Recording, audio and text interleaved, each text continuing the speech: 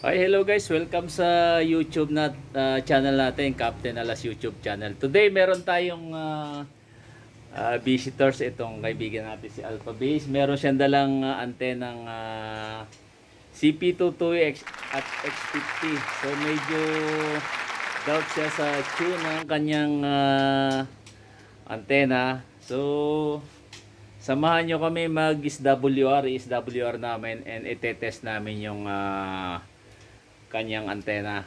So, bigyan natin ng konti shoutout si Alpha Base. So, ito si Alpha Base ng Cabuyao, Laguna. So, magandang umaga sa iyo, Aldrin. Magandang araw din po, Tito Alahas. So, ano yung antenang ichuchu natin? Ito pong CP22E po at itong X50. X50 po. Okay, so ipatong mo rito sa mesa yung dalawang antena. At anong radio ang gagamitin natin sa pag-SWR? Ito pong QYT na Kilo Tango 8900 Delta po. Okay, so may dala pa siyang etong switching power supply. Of course, gagamitan natin ng SX200, no? SX200 na SWR. And then may dala siyang medyo hinamo yung portable. May dala siyang antenna, coaxial cable, no? So, tetesterin muna natin, titingnan natin kung okay ang kanyang coax, no? So guys, tetesterin natin, no? Kasi isa sa basic tools ng ating hobby, kailangan marunong na gumamit ng tester. So, tumutunog. So, testerin natin yung positive to positive. So, tumutunog, no? Ibig sabihin, meron siyang continuity. Hindi putol yung antena niya. Then, negative. Okay. So, negative to positive, dapat hindi tutunog. Okay, good. Very good yung kanyang coaxial cable. See? So, guys, etong isa niyang antena, original to ng Diamond, ano, antena CP22E. So, paano mo madidistinguish? Ang original kasi nito, hindi masyadong makinis yung aluminum niya, pero papansin mo yung ano niya, yung quality, no? Tapos, stainless ang kanyang radial. So, i-assemble natin to muna, guys, no? So, dalawang segment to, dalawang dugtong ng element. So, nalinis naman na niya, no? Very good. So, tanggalin natin ang kanyang tornilyo. So, mapapansin mong original to kasi stainless yung kanyang original ba. Itong kanyang screw.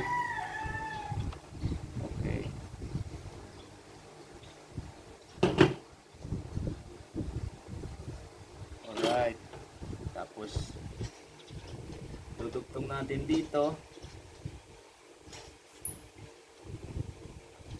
So guys, once na itataas nyo na to para sa protection ng tubig, pwede kayong gumamit ng rubber tape. Rubber tape, no? Para sealed siya. Okay.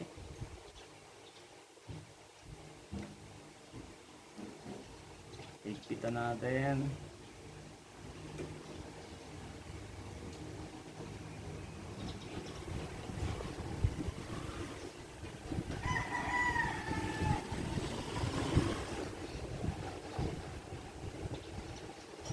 Okay. So, magkadugtong na siya. And then, ito pala, tinatanggal to guys, no? Tatanggalin mo siya para maikabit mo yung coaxial cable. Okay. Dinisassemble mo ba to? Hindi pa? Hindi pa po. Ayun.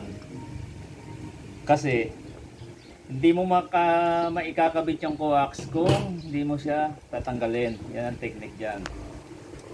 Okay. Tapos, eto, natatanggal yan. Okay. So ito yung kabitan ng coax, no? So ang pagkabit ng coax yan, ipapasok mo dito. Ayan. Tapos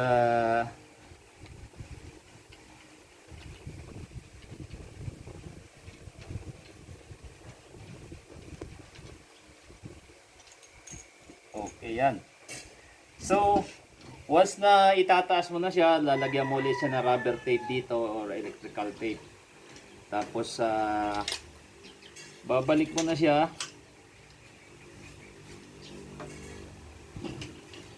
Saka mo ilalagay itong screw niya. Yan ang pinaka-lock niya. Mostly ganito yung mga lock ng mga diamond antenna CP22E, F23, F22, F700.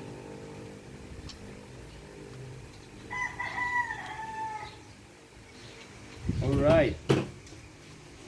So, ano susunod natin? Ilalagay natin sa lalagyan natin ng radial, of course. Ito guys, tatlo yun. Ito ang pinaka-importante rito kasi ito yung receive niya, no? Okay. So, ano ba ang length ng radial nito? 19 to 21 inches, no? Kung hindi tayo nagkakamali.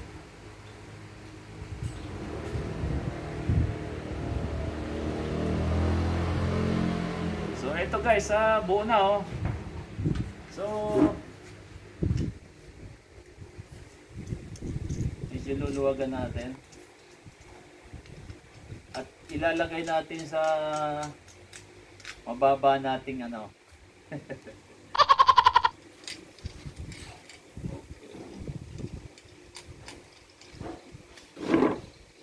Ito Aldrin, kuha na mo dito. So ito yung ating paglalagyan, no guys.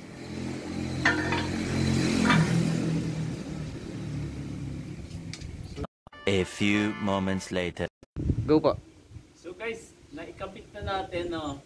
Medyo nilagyan natin ng temporary na cable tie kasi maliit yung tubo.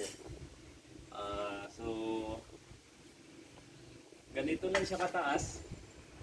Medyo ilagay natin dito sa open area.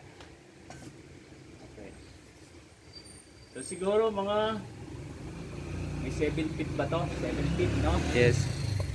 Ayan. Ganyang kataas. And then i-connect natin dito sa radio.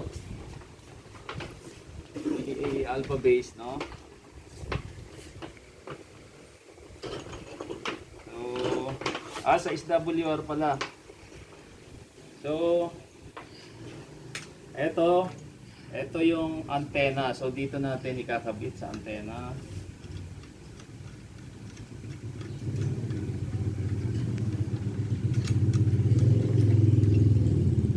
Tapos, itong passcord dito sa transmit. May nakalagay dito TX o transmit papunta sa radio. Ito to. Pupunta rito sa radio niya, no. Checkin din natin ng power output nito. Putulin mo muna. So guys, ito continuation ng ating testing, no. So itong QYT KT8900, ito yung tetestingin natin, no, nakakabit dito sa switching power supply na 30 amperes. Then i-connect na natin sa ito antenna, and then transmit papunta sa radio. So ito kasing antenna to, medyo kuha na muna siya. Yan CP22E, naka-tune yan sa amateur frequency, no? So expected natin na mag-tune siya sa amateur. So amateur frequency is from 144 to 146 MHz. So eto, kuha na mo dito, kita ba? Yung frequency 144 flat.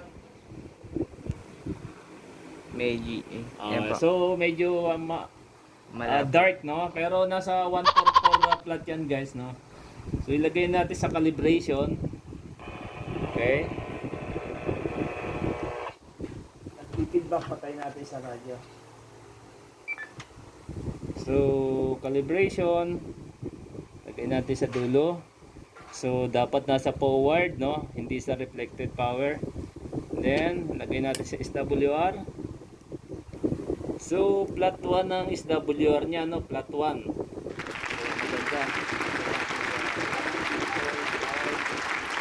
So, 0, 0, 0, 0. Yan. Calibration.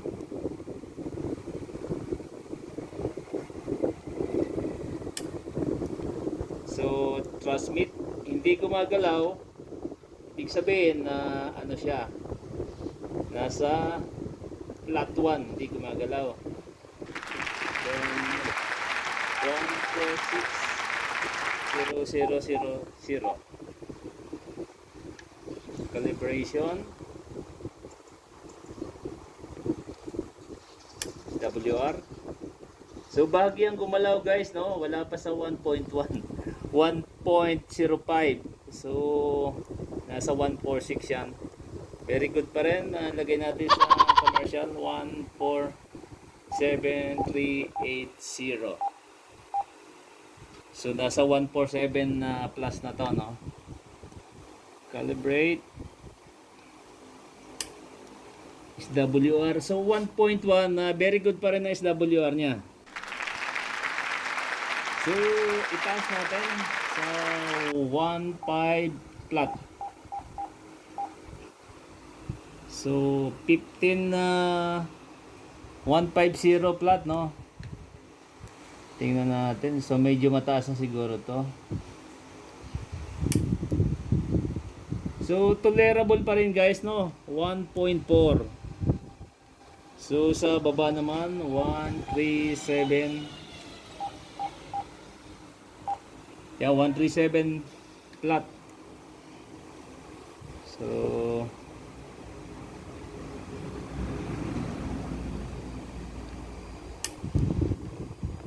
1.4 pa rin. Maganda ang SWR. Ibig sabihin original ang ano niya. Titestingin natin. Kuha na mo kung gaano kataas. Titestingin natin. 7 feet. Break any station. Dito ODI, dito ka ba? Dito ODI. Dito ODI, magandang ano dyan. Umaga. Anak, ikaw ba yan? Opo, may tinetesting lang ako. May ni-SWR akong CP22E. So, ang taas nito, mga 7 feet lang andito sa may gate ko. Tito to eh. Radya, ano pong kopya nyo, Tito, ODI? Yeah. Kakiulit po, ano pong, ang kopya? Kopya kita, Tito to eh. Opo, ano pong metro dyan, Tito Odi? Sa ano kayo, Los Baños, tama ba? Opo, puno kayo dito, dito sa mababang antena. Diyan, sugar cane ka rito sa tatlong tuksong ni Kaeli sa red antena. Doon sa ay sugar 5 kala, sugar 3 sa M23. Pwede na po, andito lang naman sa baba, Tito Odi. Yung magandang umaga po dyan, at 73.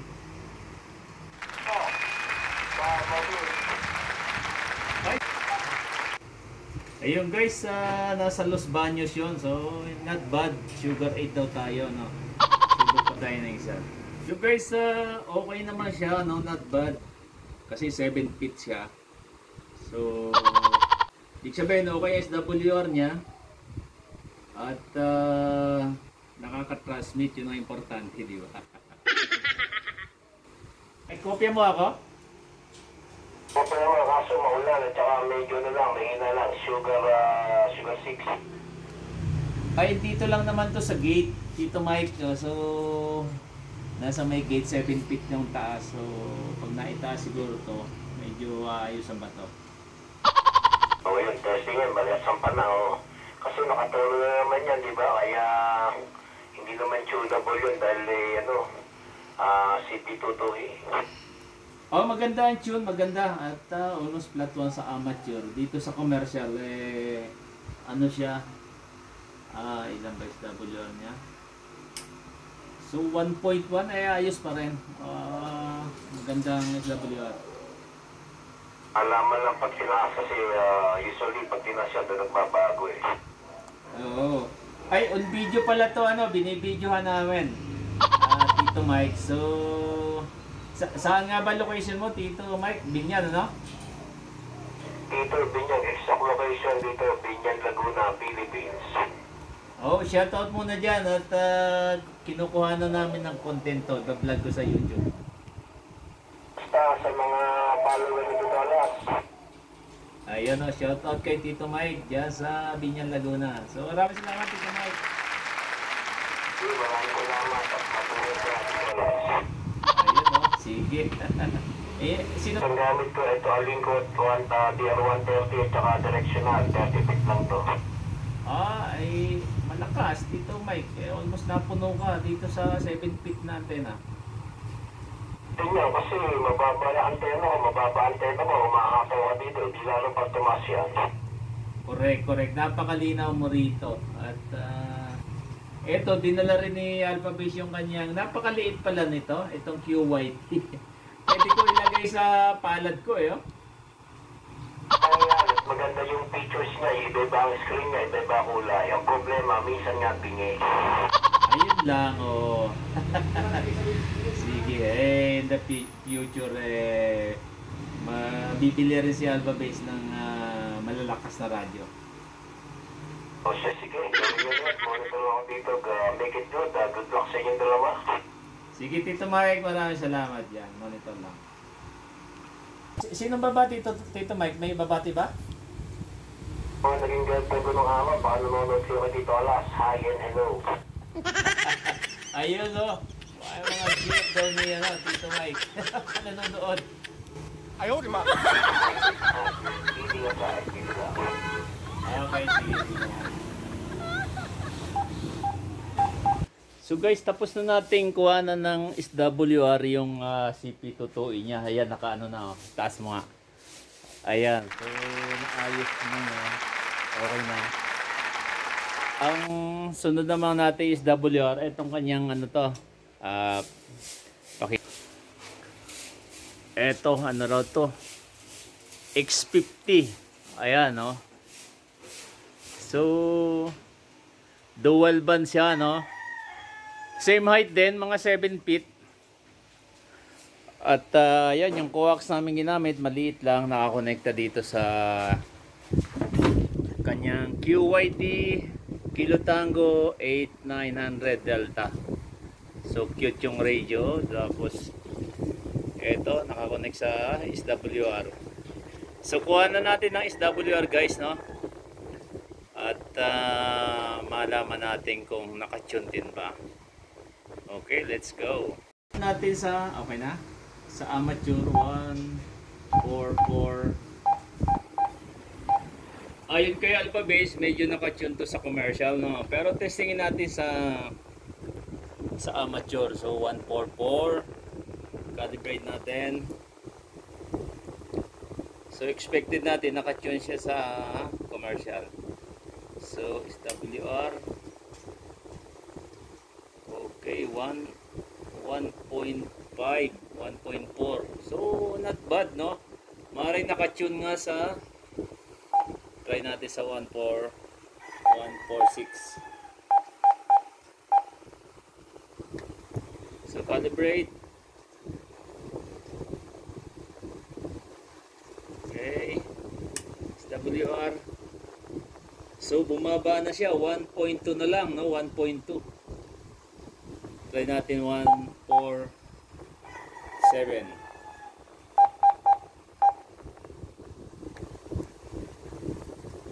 Okay, 147. So 1.2. 1.2. Oh, tumataas 1.4. 14900. Calibrate.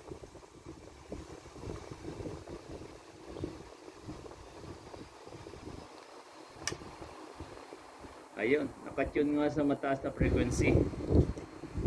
145,500. Okay. So 1.2. Ay, 145 ko pala nilagay. 155. So calibrate. WR. So nakatune siya. 1.2 sa 155 megahertz. 1.6 flat. Okay, calibrate. Ayun, 1.2.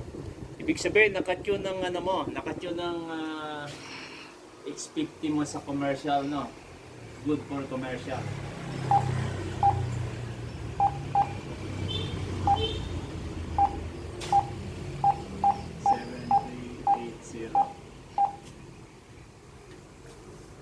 Hindi ko lang alam kung kopya tayo ni Tito Mike dito. Tito Mike, andito ka ba, Tito Mike? Double echo. Tito Mike, last call, Tito Mike. Tito Mike, ito yung X50 ni ano, ni Alpha Base. Nakatono sa commercial. Medyo garble natin yung audio mo. Oo, nakatono sa commercial yung X50 niya, mas malakas yung CP22E. Kasi Tito Las, scratchy natin mo dito. Sugar 1, ayun, wala pa. Sige, at ano, mababa kasi yung antena. Yun, kontakin ka namin later. Ano nangyari ba't nagkaganyan ang dating? Ito yung isang antena, yung X50. Okay, medyo in and out ka, nag-scratchy ka. Pero malinaw ka. Mas malakas yung CP22 yan, no? Pero minsan lumilinaw minsan ng audio, pero ganun pa rin, ang signal nag-scratchy. Okay, sige Tito Mike, at monitor muna. Sige. Sige, patayin mo muna. So guys, tapos na kami mag-calibrate, no? So far okay naman tong CP22 ni Alpha Base, no? Tapos ito isa kuha na mo yan. NU-X50. Ay, thank you po. Sige po kuya. Ayun. At so na i-contact na rin natin, no? So far so good guys, no? At hopefully mas ayos sa signal pag naitaas mo to, no, Alpha Base. So salamat po sa mga viewers natin dyan at sa mga subscriber natin. So see you on my next vlog.